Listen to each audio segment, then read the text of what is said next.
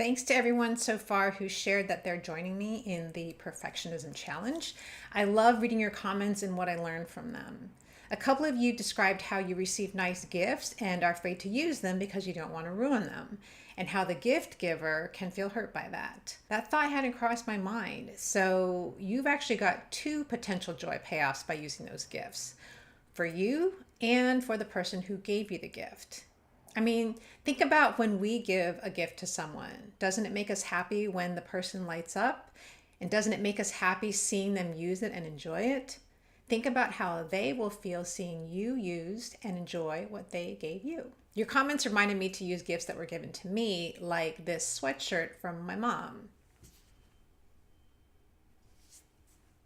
It's the perfect weight for the weather right now, so my cat lady game is on. Someone broke out new copper cooking utensils and is enjoying them while they cook. I love it.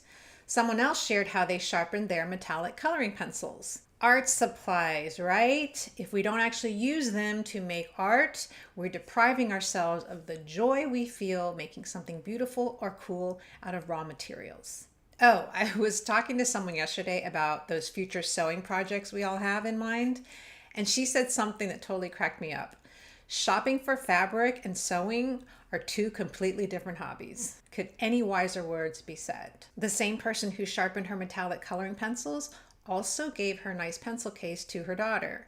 That's another positive way to use our precious things, by passing on the joy to someone else. I took my 2D handbag out with me to a work appointment yesterday, and the minute I walked in, the woman with the funny line about shopping for fabric, she said, "What a cool bag." And she turned to her coworker and said, "Check out her bag."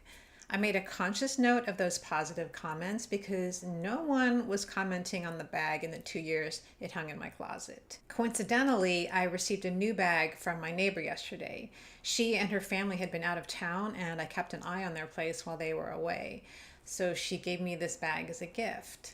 I haven't told her about my hoarding issues, but I said sweetly, "Oh, that's so unnecessary, but very much appreciated. In the future, there's no need to get me anything." Inside my head, I'm thinking, please, in the future, don't get me anything. This is the bag she gave me. It's a little backpack, emphasis on little. I think it might be meant for a small child. Maybe I'm wrong and it's just a cute little backpack for full-grown adults. Let me know what you think in the comments. I didn't feel any sparks of joy when I opened it up, but I tried to think of how I could use it. It's made out of nylon, so it's not a dressy accessory. I did get the idea to carry my spinning shoes in it to the gym because they weigh about 1.5 pounds, and it would be nice to carry them on my back instead of on my shoulder, but the shoes barely fit inside. It took a bit of maneuvering to get both of them in, and there's no room left over for my water bottle, so I'd end up carrying a second bag anyway. After expending brain power on other possible ways to use it and coming up empty, I thought to myself, if it's taking this much work to think of a way to use this, I can't really use this. My neighbor has grandkids, and I tried to think of a polite way to give it back to her for one of them to use, but I don't want to hurt her feelings. So then I thought, just donate it and think about some little kid, emphasis on little, excited to get this new backpack.